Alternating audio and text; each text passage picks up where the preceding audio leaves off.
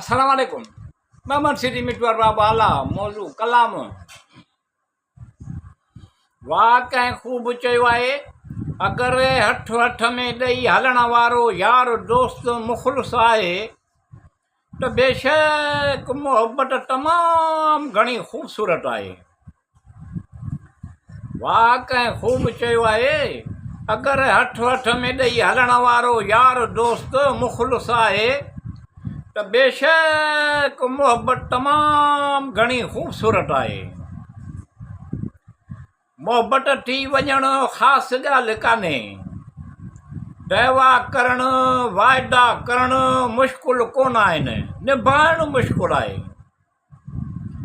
मोहबत थी वञणु ख़ासि ॻाल्हि कान्हे, दावा करणु वाइदा करणु मुश्किल कोन आहिनि, निभाइणु मुश्किल आहे।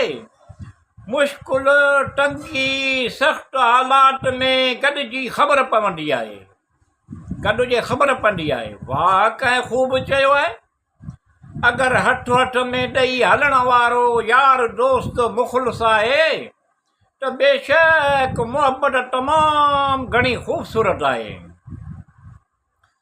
मुस्कुराहट दर्द जी शिकस्त ऐं चहिरे जी रौनक आहे। मुस्कुराहट दर्द जी शिकस्त ऐं चहिरे जी रौनक आहे। मुख़लिस खां बग़ैर तक़रीबन हर रिश्तो बेकार आहे।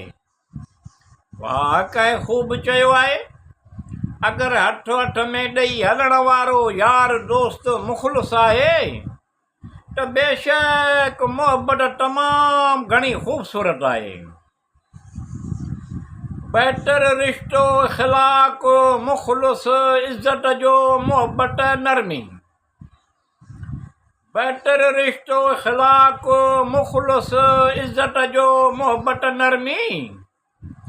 प्यार फ़िक्र बेलोस ख़िज़मत अपनायत एहसास जो आहे। वाह कंहिं ख़ूब चयो आहे, अगरि हथ हथ में ॾेई हलण वारो यार दोस्त मुख़लिस आहे त बेशक मोहबत तमामु घणी ख़ूबसूरत आहे। अहिड़े शख़्स जो इंतिख़ाब करणु घुरिजे जेको अहिड़े शख़्स जो इंतिख़ाब करणु घुरिजे जेको कौल ऐं फ़ैल में सचो ऐं किरदार में पाक दामन आहे। वाह कंहिं ख़ूब चयो आहे, अगरि हथ हथ में ॾेई हलण वारो यार दोस्त मुख़लिस आहे त बेशक मोहबत तमामु घणी ख़ूबसूरत आहे। दुनिया में जो सभ खां ख़ुशि नसीब इंसान उहो आहे जंहिं वटि मुख़लिस यार दोस्त आहे। दुनिया में जो सभ खां ख़ुशि नसीब इंसान आहे जंहिं वटि मुख़लिस दुनिया में जो सभ खां ख़ुशि नसीब इंसान उहो आहे जंहिं वटि मुख़लिस यार दोस्त आहे। मुख़लिस यार दोस्त दुनिया जे सभ खां अज़ीम दौलत आहे। नेक सालिह यार दोस्त अल्लाह जे वॾे इनामनि मां हूंदो आहे। वाह कंहिं ख़ूब चयो आहे, अगरि हथ हथ में ॾेई हलण वारो यार दोस्त मुख़लिस आहे त बेशक मोहबत तमामु घणी ख़ूबसूरत आहे।